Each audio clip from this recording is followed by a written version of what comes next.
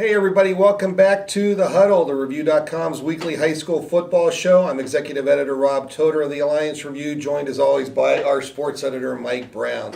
And it's hard to believe, but Mike, we're entering week 5 of the football season. We're halfway through the high school football season. And any surprises jump out at you through the first 4 weeks? Absolutely. I have to admit I'm surprised that I knew Alliance would be really good offensively.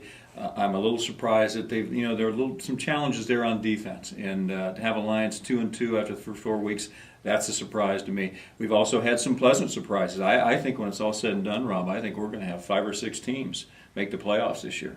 Yeah, things are starting to weed themselves out a little bit. Of course, we only had 1 week for the league seasons, but looking back, St. Thomas with an impressive win in the North Coast League, defeating Garfield Heights Trinity 49-14. They're 3-1. Their only loss to Marlington. Right, and because there's 7 divisions this year instead of 6, I think that really benefits a school like St. Tom. St. Tom has dropped down. I believe they're a Division 6 school, if I'm not wrong on that. And I think that's really going to help them make the playoffs. I think St. Tom can probably go maybe 7-3 and make the playoffs in that region. Okay, so the 4 teams that won in the Northeastern Buckeye Conference last week were Louisville, Carrollton, Marlington, and Minerva. Minerva defeating Alliance by 2 points. Marlington winning easily at West Branch.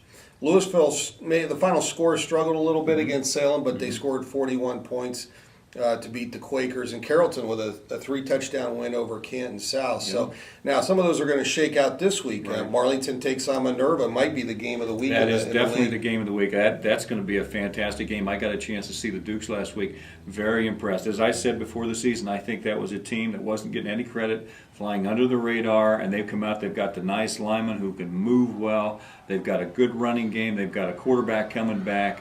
I think they've got all the elements to be a quality playoff team this year, Rob. Yeah, and really Carrollton and Louisville play, so all the 4 unbeatens play each other. So we're only going to have 2 unbeaten teams in the NBC after week 2 of the league season. And then if you look at the teams that lost in week 1 of the NBC season, Salem takes on Alliance, and for the Aviators, as you mentioned, it's almost, for them to make the playoffs in D3, it's almost must win from now on. Right, yeah, and I think that helped them getting Phillips back at quarterback last week. Now, he could shake off some of the rust this week. He'll have another game under his belt when they play this week, and I think that's going to help the Aviators. And Salem, I think Salem was a good team. Like I said before the season, I think that's a team that doesn't get any credit, but they're sitting here 2-2, and really I think they should be 3-1. They should have beaten East Liverpool. They didn't.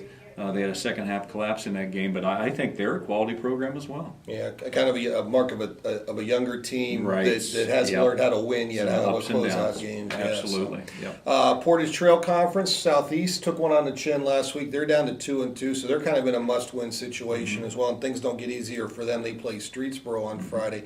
Waterloo got their first win and came at an opportune time. They beat Garfield, and really they're realistically sitting at probably a 2-game winning streak because I'm sure they're the favorites against Rootstown. Yeah. Waterloo didn't win a game last year, and they could be tied for first place in the PTC after week 2. That's good for them too because they have a new head coach, and there's always a transitional period when you have a new head coach. So it's good to see them get their first win, and maybe number 2 this Friday night. Yeah, absolutely. Now in the ITCL. Western Reserve keeps rolling along. They're 4-0 with a big win over Jackson Milton last week. Now they've got a tough game. They've got their old rivals in McDonald, the Blue Devils. Now McDonald's 3-1, and they took one on the chin in week 3. They came bounced back and won last week. But always a tough game for Western Reserve because that's a heated rivalry. Right, and you know what? That is what's fueled Andy Hake. I remember Andy had a chance to go to some other schools years ago and said, "I'm happy here. I love it at Western Reserve. The people, the fans, the players. I'm staying here until we beat McDonald." And now he's done that the last couple years. And I tell you what, I think Western Reserve is the new standard to kind of gauge other teams by. I think they're going to be a quality playoff team. They could very well be our last team standing in the playoffs this year. Yeah. Sebring opened up league play with a tough loss to McDonald. Really wasn't a very competitive game. But again, that Blue Devil program in McDonald's always been very good. Yeah. Doesn't get easier for the Trojans. They're at home, but they face Mineral Ridge, who's 3-1, and that's going to be a tough game for them. United's starting to come on. They've won a couple in a row and shut out Southern Local.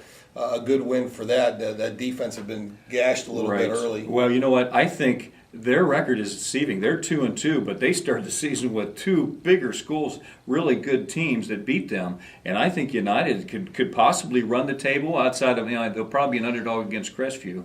But I think the rest of the games for them are very winnable games, and I think 7-3 would probably get them in the playoffs down the road. Yeah. And the Golden Eagles at home this week against Springfield. So a lot of good, interesting games, matchups this week. I want to remind you of a couple things.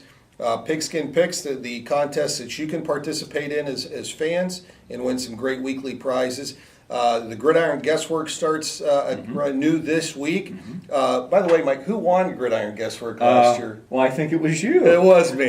That's right. Nice to bring that up. It was my pleasure. So Gridiron Guesswork starts up again. That's the staff picks, but Pigskin Picks is where you can win some great prizes. Of course, we'll have previews of all the games. Mike and his staff do a great job, and they'll have previews all week in the Review and thereview.com. And, of course, coverage on Saturday in Saturday's paper. And, of course, we'll have live updates. You can check the Review.com breaking news and get live scoring updates on Friday night. So, and we'll have videos of those games, some of those big games as well. So we invite you to check it out. For Mike Brown, this is Rob Todor. We'll see you at the stadium on Friday night.